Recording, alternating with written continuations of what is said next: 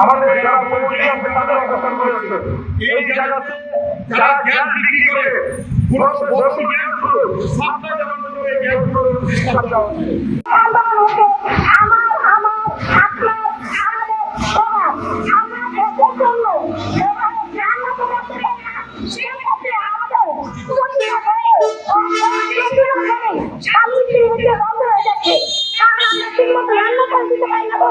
স্বামী